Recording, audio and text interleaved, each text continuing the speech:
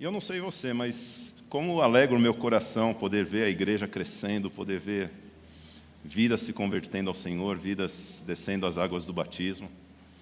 E realmente o grande termômetro de que uma igreja está verdadeiramente indo à frente é realmente a questão de quantos batismos têm sido feitos. E eu louvo a Deus porque Deus ele tem se movido entre nós, Deus ele tem se movido, o Espírito Santo de Deus tem feito a obra e nós vemos vidas sendo salvas, vidas se convertendo ao Senhor. Eu disse há pouco, aqui durante o batismo, que nós temos a tendência às vezes a querer complicar tanto a mensagem do Evangelho. Parece que conforme a gente vai passando o nosso tempo de cristão, às vezes a gente vai querendo um negócio diferente, né? A gente está acostumado com arroz com feijão, isso é tão gostoso, mas parece que a gente quer mais, a gente quer ouvir umas coisas diferentes. E às vezes a gente se esquece, acaba se esquecendo das coisas básicas do Evangelho. E é um grande risco nós, como cristãos, querer complicar esse negócio do Evangelho, porque ele é tão simples. E a mensagem do Evangelho é tão simples, e o caminho da salvação é tão simples. E às vezes a gente, pelo fato da gente querer alguma coisa mais rebuscada, a gente acaba deixando tão difícil esse negócio de ser cristão. Parece que às vezes a gente quer colocar tantos penduricalhos na nossa vida cristã, tantas coisas que a gente tem que fazer, e às vezes a gente fica se esquecendo de como é básico, como as coisas cristãs são tão básicas, como o Evangelho ele é algo tão simples. E eu gostaria de, nessa noite, refletir sobre a simplicidade do Evangelho. Refletir novamente sobre os fundamentos do Evangelho, como é simples o Evangelho. E não há nada mais simples do que o Evangelho de João, capítulo 3. E eu gostaria que você abrisse comigo lá no Evangelho de João, no capítulo 3.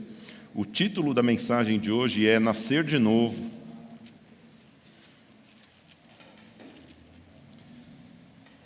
E eu gostaria de dizer para você nessa noite que talvez a gente esteja muito focado na cereja do bolo e esteja se esquecendo do bolo em si. E às vezes a gente vem para a igreja querendo um negócio diferente e se esquecendo daquilo que é fundamental. E por isso que eu gostaria de, nessa noite, ler com você, fazer essa leitura de João capítulo 3. Nós vamos ler do versículo 1 até o versículo 16. Acompanhem, mesmo assentados. A leitura de João, capítulo 3, versículos 1 a 16, diz assim: Havia entre os fariseus um homem chamado Nicodemos, um dos principais dos judeus. Este de noite foi até Jesus e lhe disse: Rabi, sabemos que o Senhor é mestre vindo da parte de Deus, porque ninguém pode fazer estes sinais que o Senhor faz se Deus não estiver com ele. Jesus respondeu: em verdade lhe digo que se alguém não nascer de novo, não pode ver o reino de Deus. Nicodemos perguntou: como pode um homem nascer sendo velho? Será que pode voltar ao ventre materno e nascer uma segunda vez? Jesus respondeu: em verdade lhe digo, quem não nascer da água e do Espírito não pode entrar no reino de Deus. O que é nascido da carne é carne, e o que é nascido do Espírito é Espírito. Não fique admirado por eu dizer, vocês precisam nascer de novo. O vento sopra para onde quer, você ouve o barulho que ele faz, mas não sabe de onde vem, nem para onde vai. Assim é todo o que é nascido do Espírito. Então Nicodemos perguntou: como pode ser isso? Jesus respondeu: você é mestre em Israel e não compreende estas coisas? Em verdade lhe digo que nós falamos do que sabemos e damos testemunho do que vimos, mas vocês não aceitam o nosso testemunho. Se vocês não creem quando eu falo das coisas terrenas, como crerão se eu lhes falar sobre as celestiais? Ora, ninguém subiu ao céu a não ser aquele que de lá desceu, o Filho do Homem. E assim como Moisés levantou a serpente no deserto, assim também é necessário que o Filho do Homem seja levantado, para que todo o que nele crê tenha a vida eterna. Porque Deus amou o mundo de tal maneira que deu o seu Filho unigênito, para que todo o que nele crê não pereça, mas tenha a vida eterna. Vamos orar mais uma vez. Pai, nós te louvamos, Senhor. Te louvamos porque o Senhor está aqui. E porque a Tua palavra diz que há alegria no céu, Senhor Deus, quando um pecador se arrepende, quando um pecador se volta a Ti. Ó Deus, e quanta alegria há no céu, Senhor Deus, nessa noite. Nós te louvamos, Senhor Deus, e que essa alegria ela continue, Senhor Deus. Porque sabemos que há mais espaço no teu reino, Senhor Deus, para outras pessoas se achegarem. Há mais lugares na mesa para que outros venham se assentar, Pai. Por isso nós te pedimos, Senhor Deus, nessa noite, que se alguém entrou aqui e ainda não se decidiu por Jesus Cristo, Senhor, que assim seja, Pai. E a nós, Senhor Deus, que já temos buscado ao Senhor há tempos, a nós que já temos servido ao Senhor há tempos, que o Senhor nos ensine o que é verdadeiramente ser cristão, o que é verdadeiramente o Evangelho, a mensagem do Evangelho. Em nome de Jesus nós te pedimos. Amém. O que significa ser cristão? Quando alguém pergunta para você é cristão? Você é crente? Quem aqui já recebeu essa pergunta? Você é crente? Né? Isso é comum a gente receber essa pergunta das outras pessoas, né? Perguntarem, né? Você é crente? Você é cristão? O que significa isso, né? Quando a gente fala, a gente tem a tendência a associar isso a alguma religião. Assim como eu sou crente, né? Você é crente, ou seja, você faz parte de um grupo de pessoas que tem certas crenças em comum, né? Assim como talvez existem outras religiões, né? Tem os crentes, tem os budistas, né? E aí dentro do cristianismo existem várias denominações, divisões, né? Entre católicos, protestantes, evangélicos, pentecostais, neopentecostais, e aí neopentecostais, e aí a gente vai inventando, cada vez que aparece um grupo diferente, que seja grande, a gente põe um nome neles, né? E a gente acaba dando alguns rótulos. Mas o que significa o fato da gente ser cristão? Né? Quais são os fundamentos, né, da nossa fé? Aqui em João capítulo 3, a gente vai ver a história de Jesus conversando com um homem. O nome dele era Nicodemos. Nicodemos, ele é uma figura muito interessante, porque diz aqui no capítulo 3, versículo 1, que ele era um dos principais dos judeus. Em algumas versões diz que ele era um dos governantes dos judeus. E Nicodemos, o que é muito interessante, é que ele é um homem que não é só citado só na Bíblia, mas na história judaica, nos livros judaicos, ele também é citado. Tem uma personagem que os historiadores eles dizem que é esse Nicodemos da Bíblia, que o nome dele é Nakdimon ben Gurion, ou seja, é Nicodemos, ou Nakdimon, seria essa figura, que ele é conhecido como um judeu muito importante, muito rico do primeiro século, que viveu no primeiro século, um homem muito importante, um homem que era do Sinédrio, assim como a palavra de Deus diz, que ele era quando ele diz que era um dos principais, quer dizer que ele pertencia ao Sinédrio. O que era o Sinédrio? Era um grupo de 70 judeus, que eram quem governava Israel de ponto de vista de justiça, de ponto de vista jurídico. Seria o STF de Israel, seria o STF, que era quem mandava, Não tinha presidente lá, porque estavam sob domínio romano, Quem mandava era César, o imperador romano. Como naquela época de Jesus, lá todo o Império Romano dominava sobre a Judéia e Jerusalém, que fica na Judéia, então não tinha presidente, ou seja, quem realmente era reconhecido dentre os judeus eram esses 70 homens, e Nicodemos era um deles. E diz a história judaica que esse próprio Nicodemos, ele era um dos 3 homens mais ricos daquela época. E a gente vai ver isso. O Nicodemos ele não aparece só aqui no capítulo 3, ele vai aparecer também no Evangelho de João, lá no capítulo 7, já defendendo Jesus dentro do Sinédrio, aí mostra assim ele realmente dentro do Sinédrio, defendendo Jesus, quando alguns do Sinédrio, alguns fariseus do Sinédrio, e Nicodemos também era um fariseu, a gente vê aqui, era um homem dentre os fariseus, aliás, foram vários fariseus que se converteram, às vezes a gente tem a tendência de achar que os fariseus, todos eles, não, alguns dos fariseus se converteram, que é o caso de Jairo, o caso de Nicodemos, o caso de José de Arimateia. Então, alguns fariseus eles se converteram. Nicodemos era um deles. Ele vai aparecer lá no capítulo 7 também, defendendo Jesus dentro do Sinédrio, quando eles falam, esse Jesus aí, eles estavam falando, aí Nicodemos vai falar, poxa, será que a gente vai condenar algum homem sem antes ouvir ele?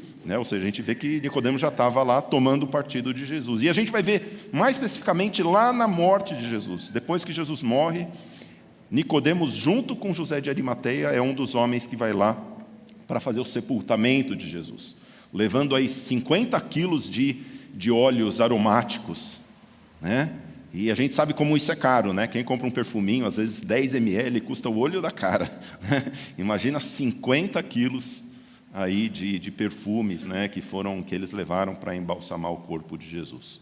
Então Nicodemos ele é esse homem muito conhecido também, não só apenas na palavra de Deus, mas na história judaica escrito, né? Então, e a gente vê vários escritos de Nicodemos, né? Tanto por Flávio Josefo, também no Talmud existem, e o Talmud ele conta umas histórias interessantes de Nicodemos. É muito interessante porque quando eu estudei no Talmud o Nicodemos ele era um homem que era muito associado a milagres.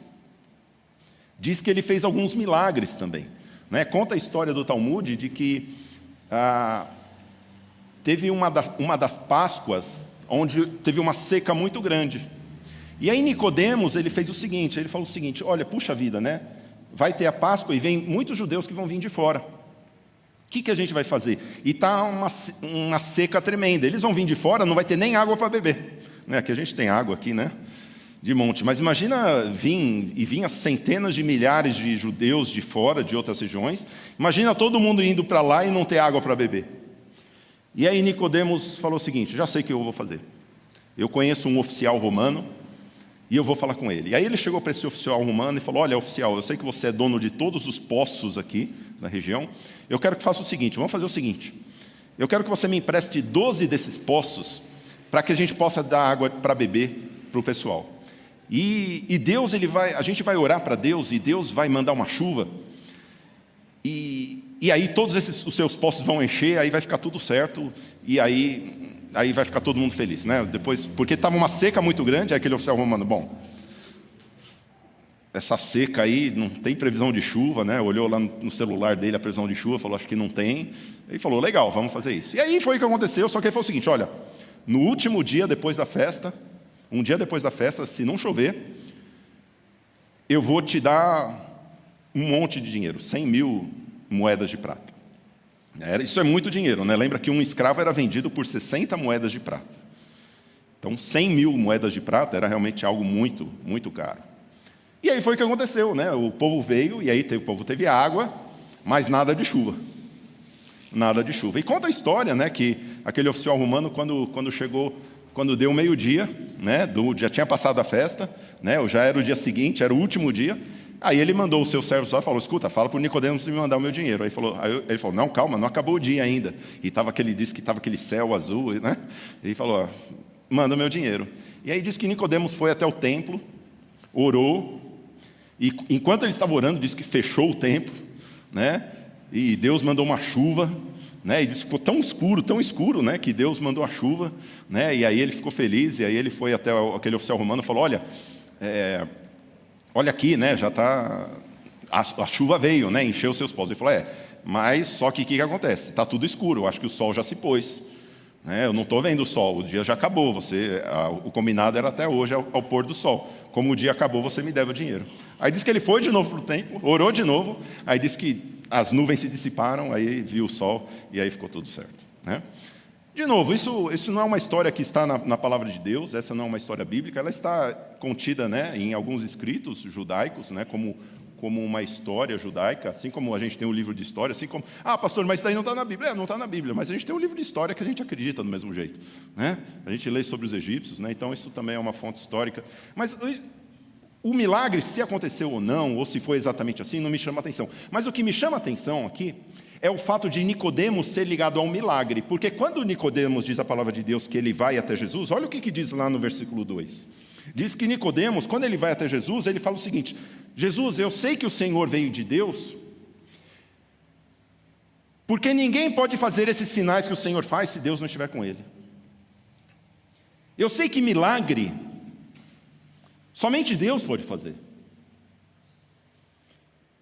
E é muito interessante, me chama muita atenção o fato de Nicodemos ser um dos únicos judeus ligados a homens que fizeram um milagre na história, porque quando ele chega para Jesus, ele vai até Jesus por causa dos milagres que Jesus fazia. Veja, ele era um membro do Sinédrio, ele era um professor de religião. Ele conhecia tudo de religião, porque para você ser um membro do Sinédrio, você tinha que conhecer muito bem a Bíblia, né? Conhecer muito bem as leis, conhecer tudo isso muito bem. E era um homem que vivia diariamente em contato com a palavra. Então ele conhecia de tudo. Ele não foi para Jesus porque ele talvez Jesus vai me ensinar uma coisa diferente, talvez Jesus ele tem alguma doutrina diferente para me ensinar. Não foi por causa disso, ele foi para Jesus por causa dos milagres. Porque ele via que Jesus Cristo ele era diferente dos outros. Ele não somente ensinava, mas ele mostrava pela sua autoridade que ele vinha da parte de Deus. E é isso que me chama a atenção, meus irmãos, porque às vezes, e a primeira coisa que me chama a atenção é essa, que o cristianismo não é um amontoado de conhecimentos.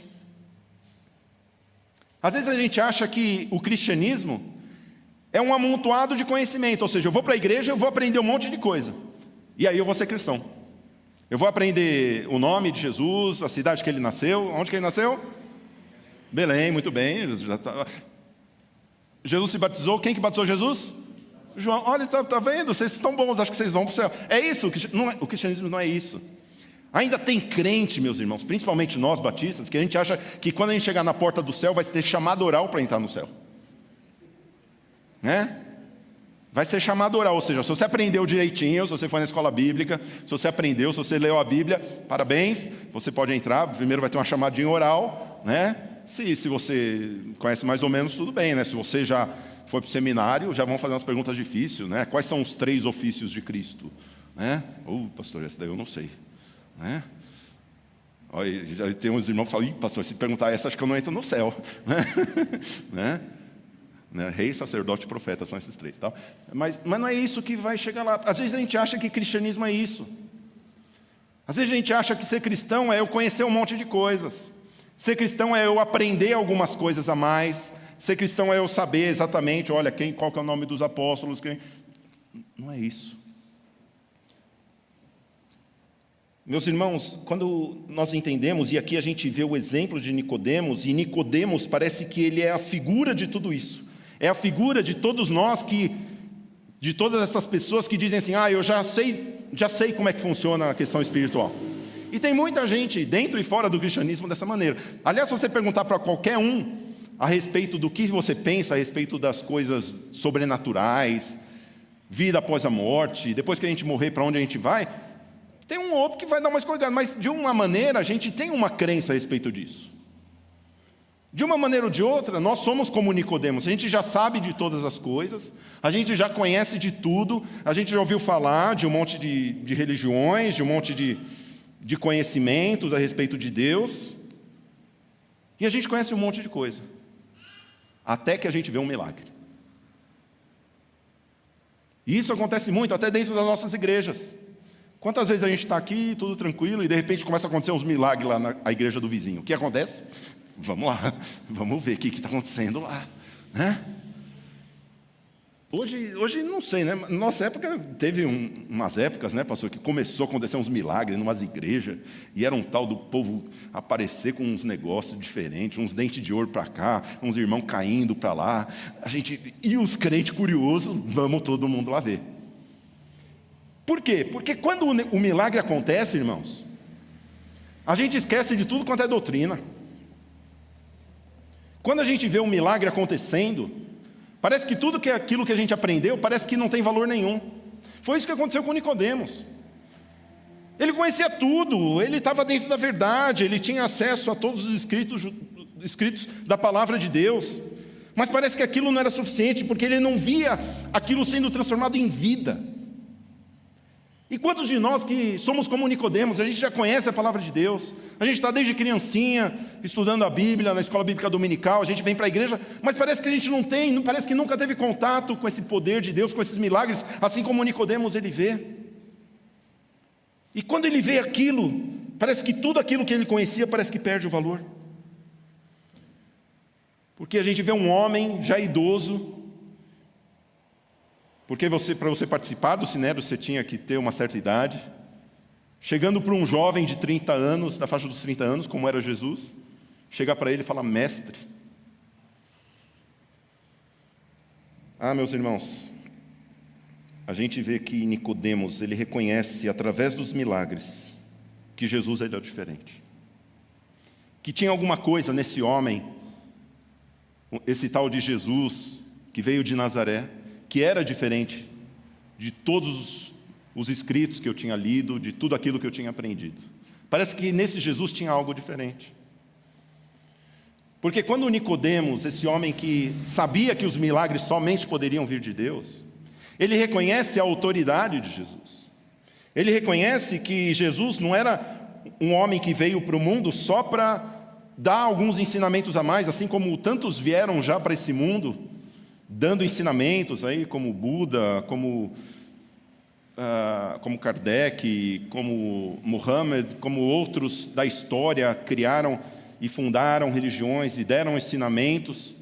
Esse Jesus, ele tinha algo diferente, porque ele fazia milagres, e não era um milagre ou outro. Eram milagres que não davam para entender, eram milagres um após o outro.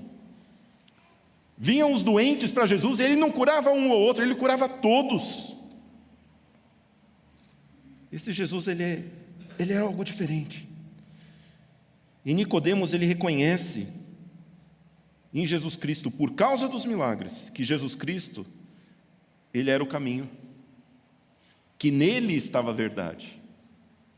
E aí a gente vai entender por que o apóstolo João vai dizer um pouco mais para frente, lá em João 14,6, quando Jesus diz: eu sou o caminho, e a verdade e a vida. Ninguém vem ao Pai senão por mim. Vamos repetir?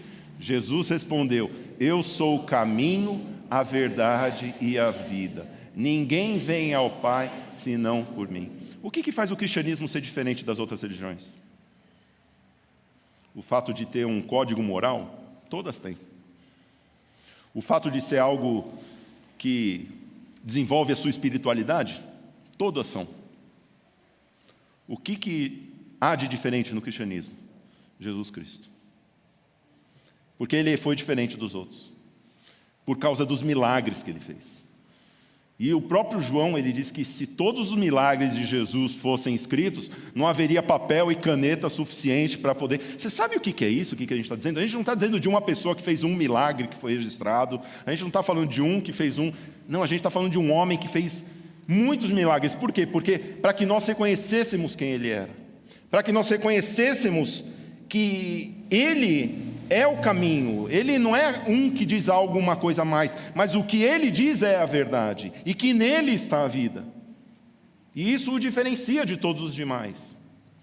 Por isso, meus irmãos, o cristianismo, ele não fez que Nicodemos perdeu o começo do filme. Você já assistiu um filme que você perdeu o começo e você pega no meio? Jesus, ele fala: calma, Nicodemos, você precisa voltar lá para o primeiro capítulo. E ele fala o que é importante. Ele fala: se alguém não nascer de novo, não pode ver o reino de Deus. E Cristo aqui vai explicar para Nicodemos que é preciso nascer de novo. E Nicodemos, ele fica intrigado, ele fala... Tanto que às vezes a gente olha, que a gente fala: poxa, Nicodemos, ele pergunta, como que pode um homem nascer sendo velho? Será que ele pode voltar? Ele não está querendo dizer isso, o que ele está querendo dizer é o seguinte: ele fala: Jesus, o senhor não está falando de nascer de novo da mãe, porque quem é velho não pode nascer de novo. Então explica o que é, Jesus, que você quer dizer. E aí Jesus, ele vai explicar o que é para Nicodemos. Ele fala no versículo 5: em verdade lhe digo, quem não nascer da água e do Espírito não pode entrar no reino de Deus. E é interessante quando Jesus, ele fala quem não nascer de novo. Está vendo essa palavra nascer de novo? Que está ali no versículo 3. Se alguém não nascer... Coloca lá o versículo 3, por favor. Não nascer de novo. Essa palavra nascer de novo, essa palavra novo, no grego, ela aparece em vários lugares na Bíblia. E a melhor tradução dela...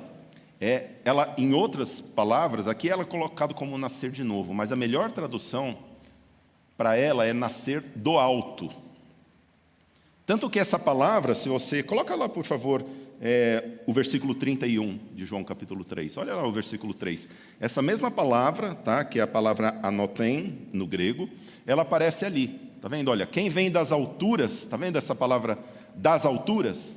É a mesma palavra de novo, que é anotem. Aquele que vem das alturas certamente está acima de todos. Ou seja, é algo que vem do alto, que está acima.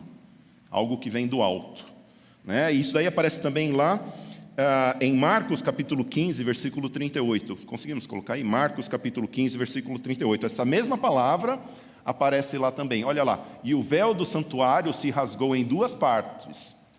Anotem, né, de alto a baixo, ou seja, nascer do alto. Então, quando a palavra de Deus, voltando agora lá para João capítulo 3, a gente começa a entender o que Jesus está querendo dizer. O que é nascer de novo? O que Jesus está falando assim, quem não nascer do alto, não pode entrar no reino de Deus. Quem não nascer do alto. E aqui a gente vai entender, começar a entender, e Jesus ele vai explicar o que é nascer do alto. E aí a gente começa a entender o que Jesus está falando aqui. Né? Quando Jesus ele está falando, né, que, olha o que diz lá no versículo 12. Se vocês não creem quando eu falo das coisas terrenas, como crerão se eu lhes falar sobre as celestiais? Ora, ninguém subiu ao céu a não ser aquele que lá desceu, o Filho do Homem, aquele que veio do alto. Ou seja, o que Jesus está explicando para Nicodemos é que esse nascer de novo é um nascer de Deus. E aqui o do alto quer dizer, eu sou nascido de Deus.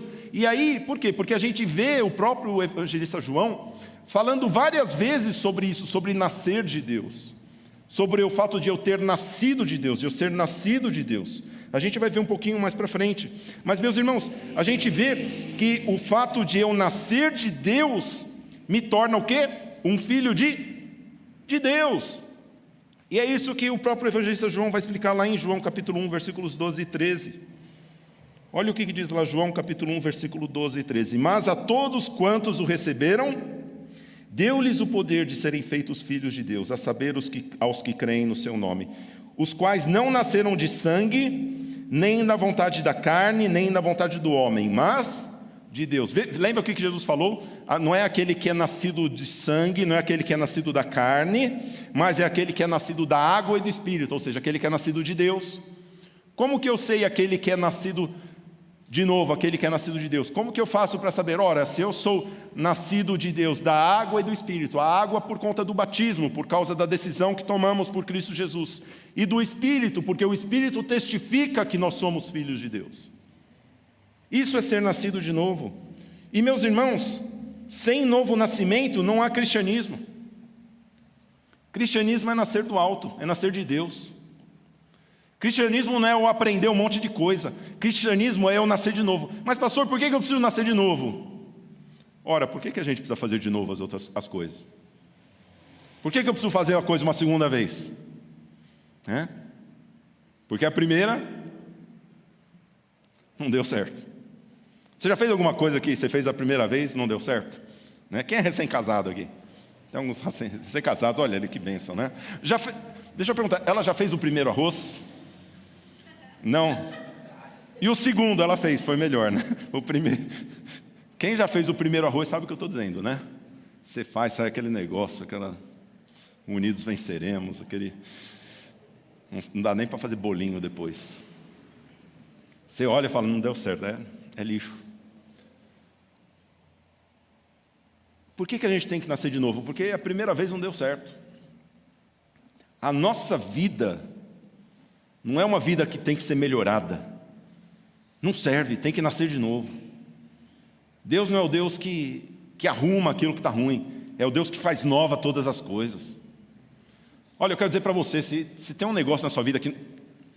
Sabe, às vezes o negócio está emperrado. É aquele emprego. É aquele namoro. É aquele relacionamento. Meus irmãos, Deus ele não arruma, Deus ele faz tudo de novo. Deus é o Deus que faz nova todas as coisas, a gente tem que crer nisso. E mais importante somos nós. Quem já viveu tempo suficiente sabe que a gente não presta para nada. Sabe que nós, por nós mesmos, a gente não tem capacidade de fazer aquilo que é certo diante de Deus. A gente acaba escorregando. A gente acaba fazendo aquilo que é errado. Por isso que a palavra de Deus diz que nós precisamos nascer de novo. Precisamos nascer de Deus. Algo que é feito por Deus, não feito por mãos humanas. Você foi feito pelo seu pai e pela sua mãe. Mas Deus, Ele quer fazer você de um jeito certo. Deus, Ele quer fazer você de novo. Deus, Ele quer te dar uma nova vida. Olha, eu não sei a vida que você tem vivido, mas eu sei disso. Deus, Ele tem uma nova vida para você. Isso é nascer de novo. Sem novo nascimento não existe cristianismo. E cristianismo é nascer do alto, é nascer de Deus.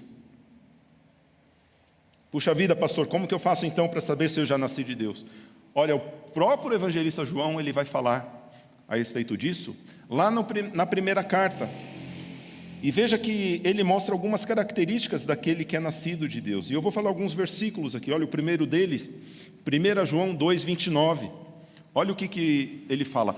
Todo aquele que pratica a justiça é nascido de Deus. Veja que interessante, né? O próprio João falando nascido de Deus. Por quê? Nascido do alto, aquele que nasceu de Deus. Aquele que nasceu de novo, ou seja, aquele que nasceu do alto, de Deus. E esse que nasceu de alto, ele pratica a justiça. Todo aquele que pratica a justiça é nascido de Deus.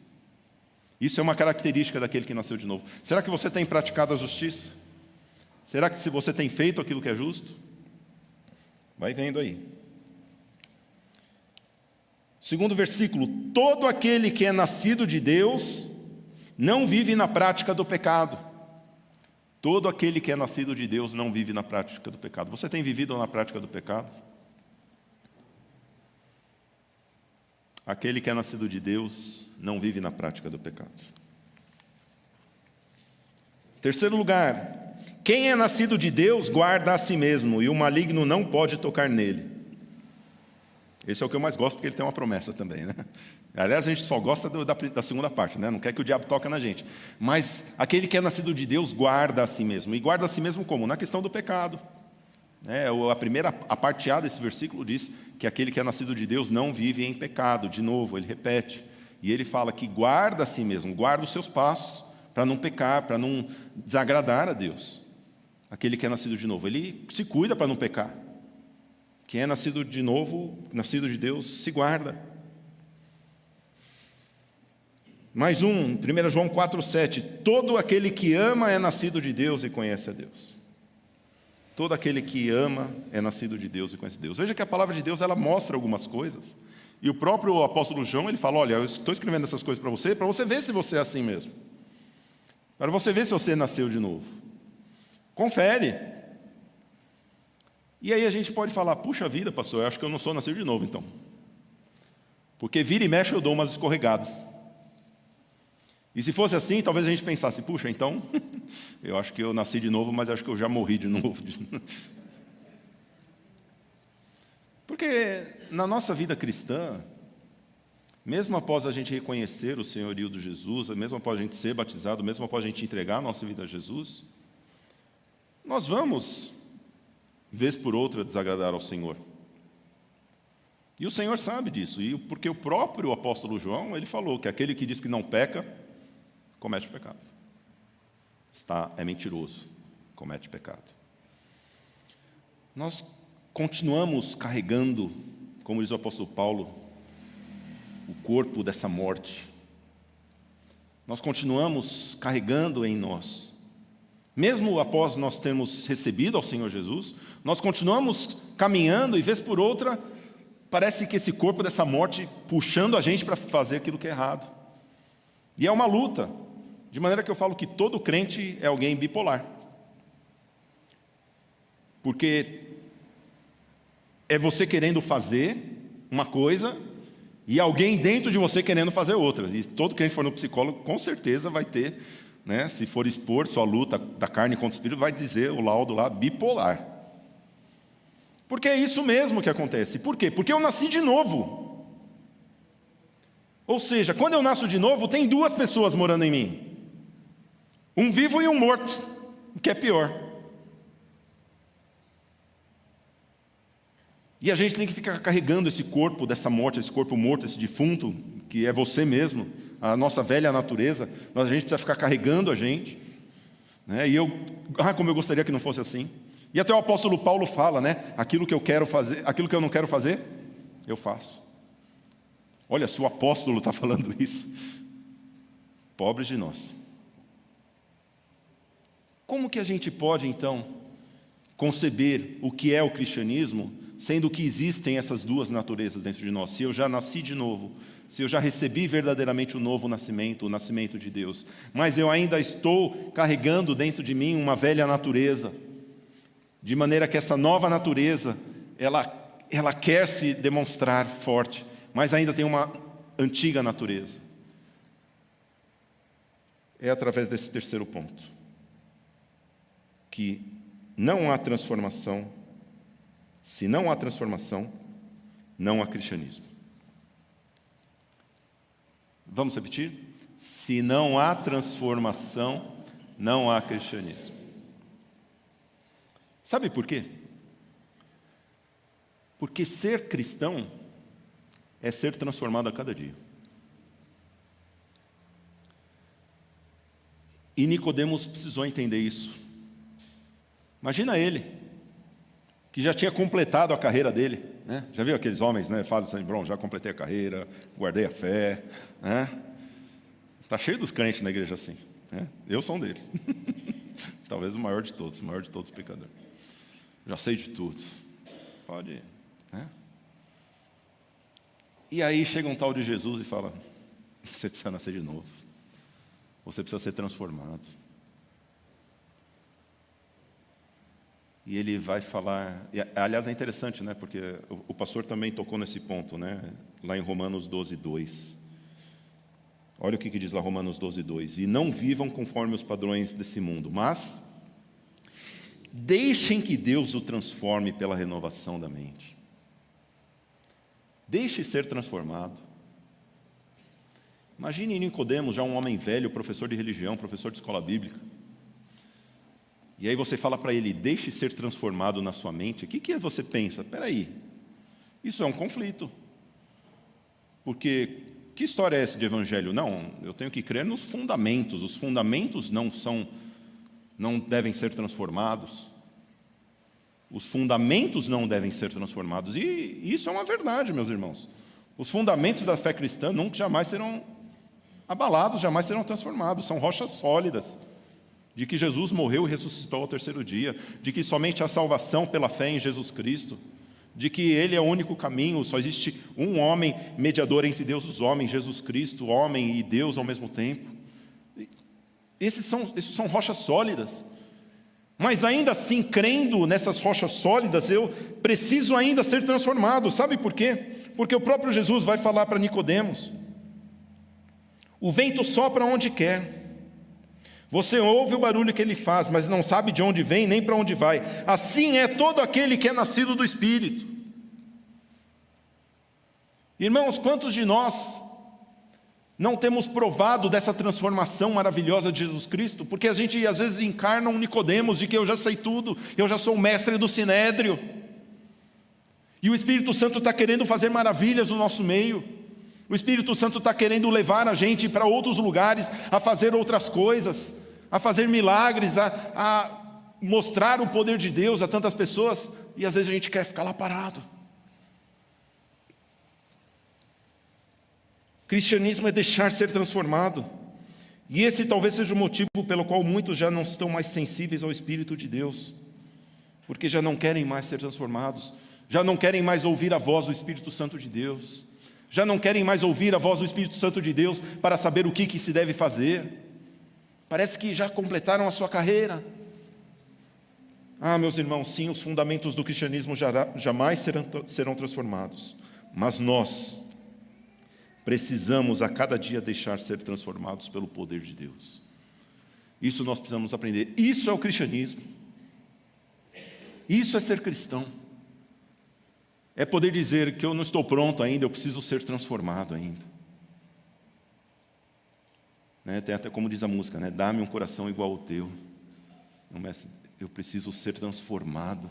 Ah, meus irmãos, como é importante deixar o Espírito soprar para onde Ele quiser. Quantas igrejas parece que já se fecharam para o Espírito de Deus. Por isso que Jesus ele fala que não é só nascido de novo aquele que é nascido da água, não é nascido da carne, mas é nascido da água e do Espírito.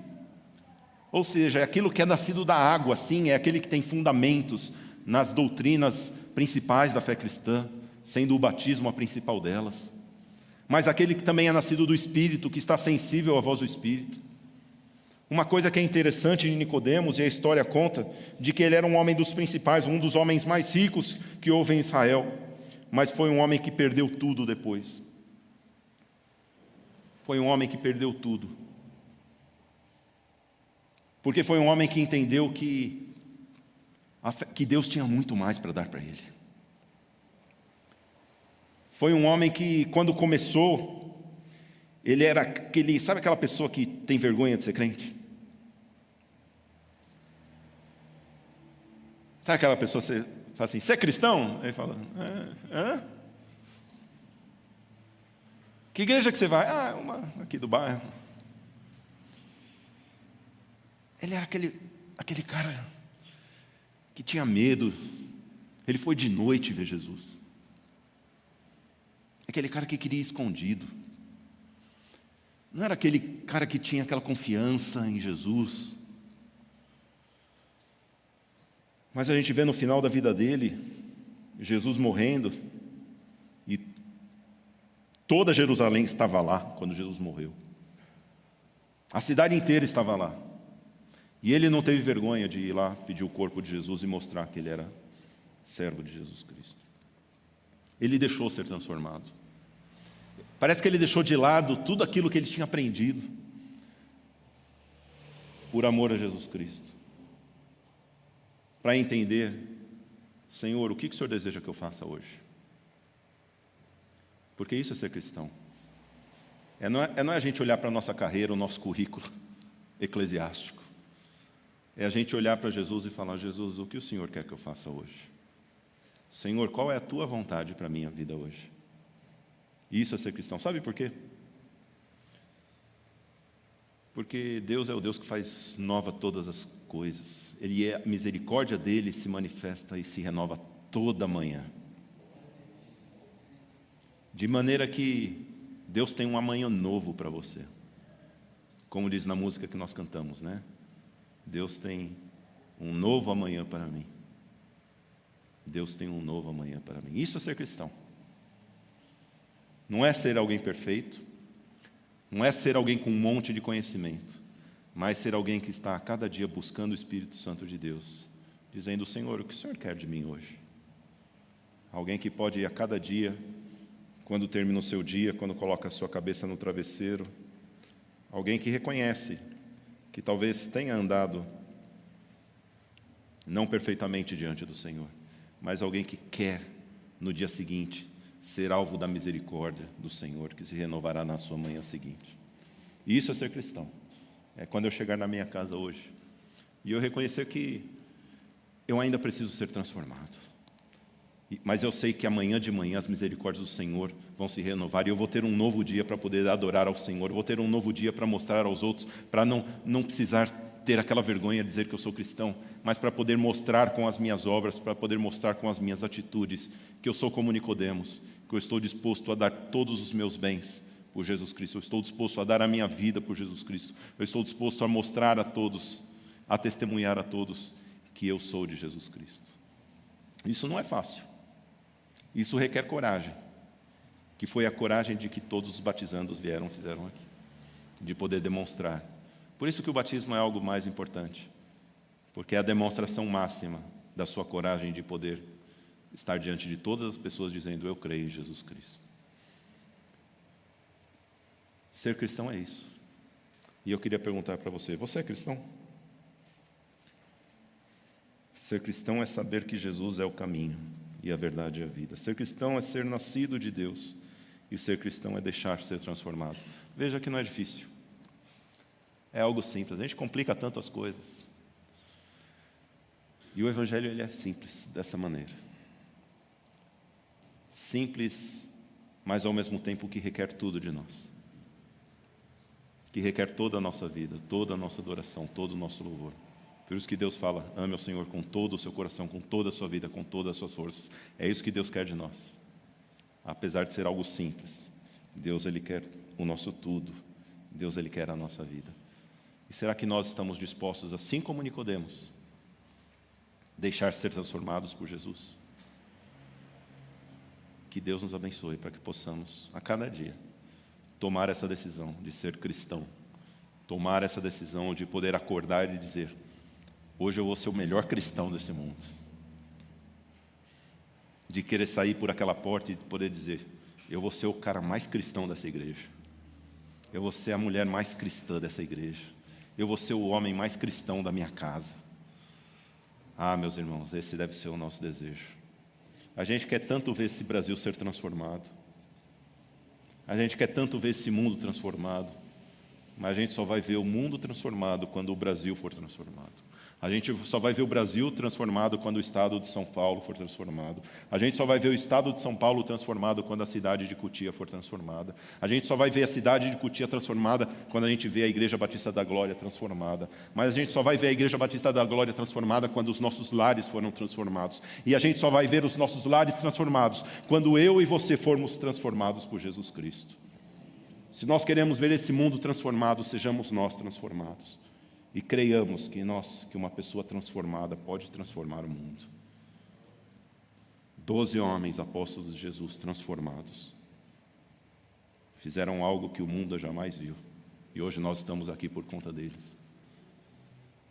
E esse mesmo Espírito que sopra onde quer, que esse mesmo Espírito Santo de Deus possa soprar na minha e na sua vida, para que nós continuemos a obra de Jesus Cristo na terra de uma maneira que lhe agrada. Que Deus os abençoe. Vamos colocar em pé.